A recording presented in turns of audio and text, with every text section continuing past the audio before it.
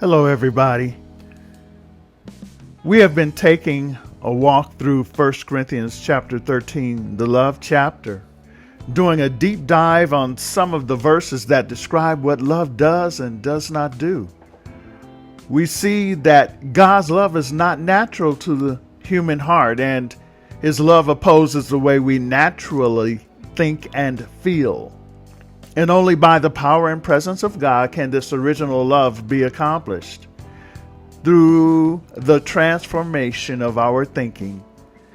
Hence, this podcast called Thought Repair. This is part 5 of How Deep Is Your Love.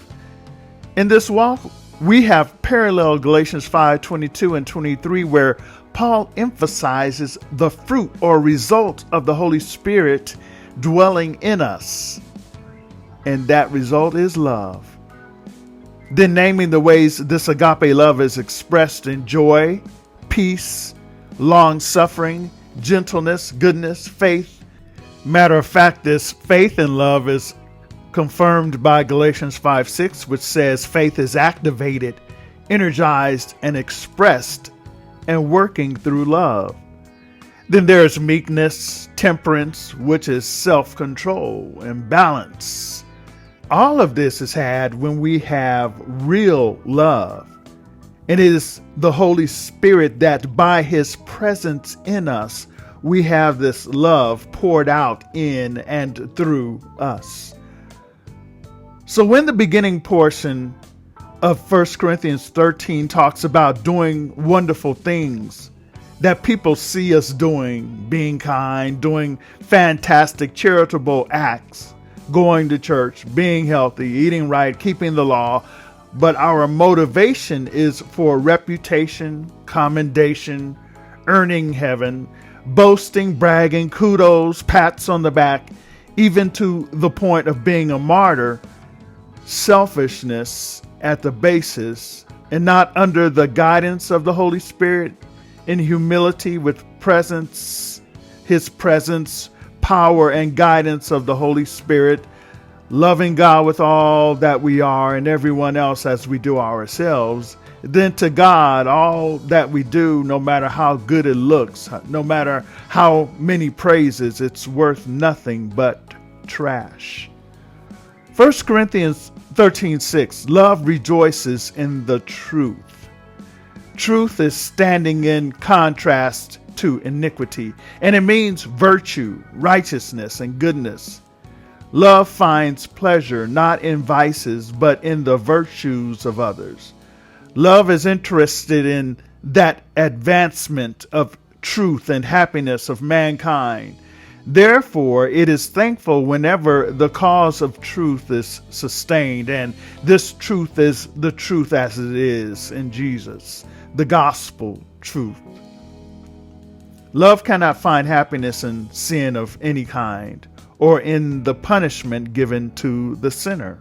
Rather, it finds pleasure in the liberation of man from the shackles of sin, because such liberation brings him into harmony with truth and makes him a candidate for the happiness of heaven, for which we were originally created. Verse 7, love bears all things.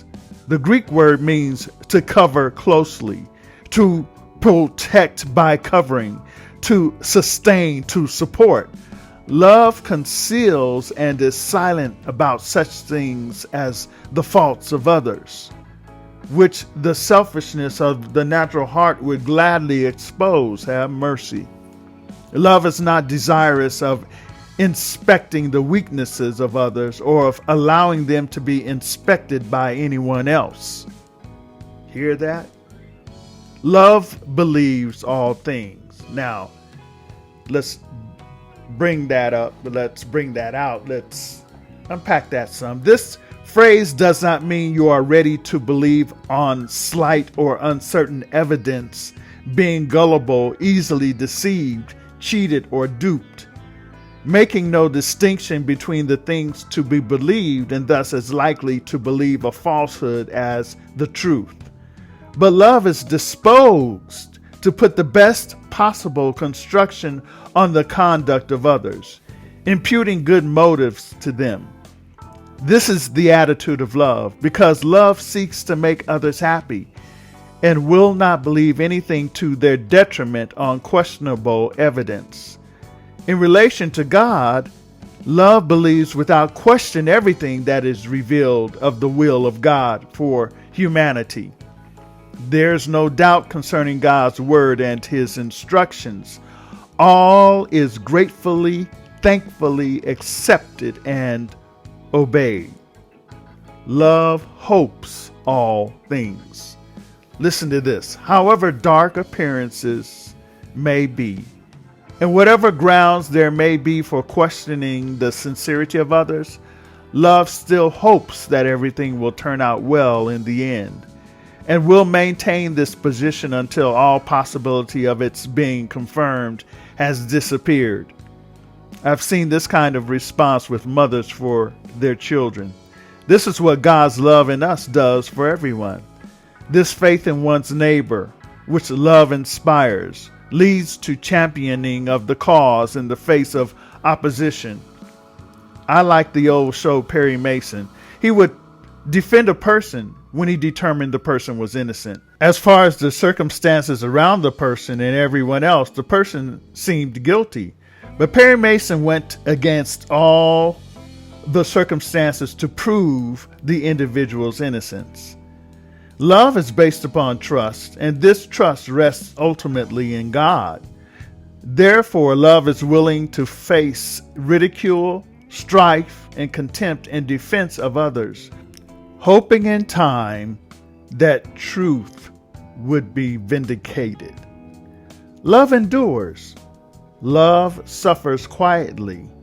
All the difficulties, trials, persecutions, and injuries inflicted by others, and all the attacks that God may see fit to allow the adversary to make.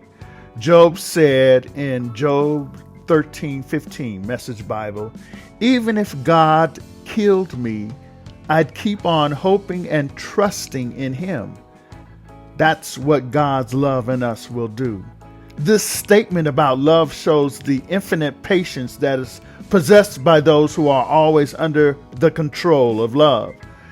The strange behavior of others, perhaps calculated to hurt or annoy us, we would patiently bear, for we would see in our fellow men souls for whom Christ died, souls that are misled by Satan, and therefore to be pitied and helped rather than condemned and treated harshly. Being the perfect explanation of the law of God, love consistently works for the interest of others and consequently prepared to look upon the unfavorable conduct of others with an understanding, patience, and sympathy inspired by God. Romans 13:10, Amplified. Love does no wrong to one's neighbor. It never hurts anybody. Therefore, love meets all the requirements and is the fulfilling of the law. Verse 8 in 1 Corinthians 13, love never fails. The Greek word means to fall off or from, to fall from its place, to fail, to perish. Genuine love does not fall off like a leaf or a flower. When a flower has given its fragrance and beauty during the hours of sunshine, it has served its purpose. And the chill winds and frost causes it to fall off the plant. Not so with love.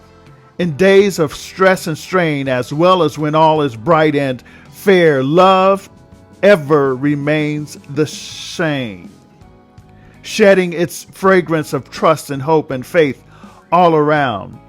This must be so, for love is the very foundation of law, and the law of God is eternal. Jesus said in Luke 16:17, Amplified, yet it is easier for heaven and earth to pass away than for one dot of the law to fall and become void. An inspired statement. The love which Christ diffuses through the whole being is a vitalizing, life-giving power. Every vital part, the brain, the heart, the nerves, it touches with healing. By it, the highest energies of the being are aroused to activity. It frees the soul from the guilt and sorrow, the anxiety and care that crush the life forces. With it comes serenity and composure. It implants in the soul joy that nothing earthly can destroy. Joy in the Holy Spirit, health-giving, life-giving joy. Ministry of Healing. Christ is coming back for a church without spot or wrinkle, for a people full of righteousness, and righteousness is holiness.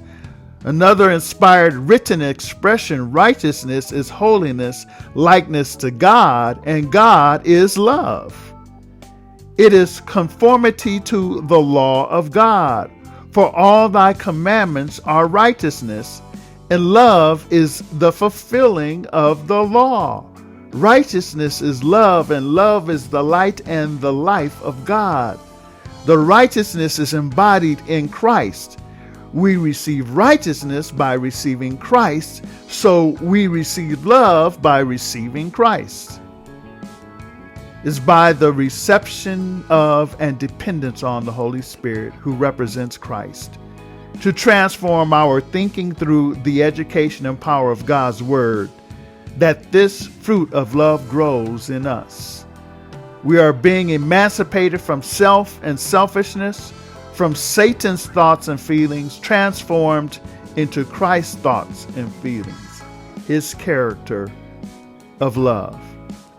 Let us continue to pray for the superabundant outflow of the Holy Spirit. This has been your host, Matthew Paris, and Thought Repair. How deep is your love?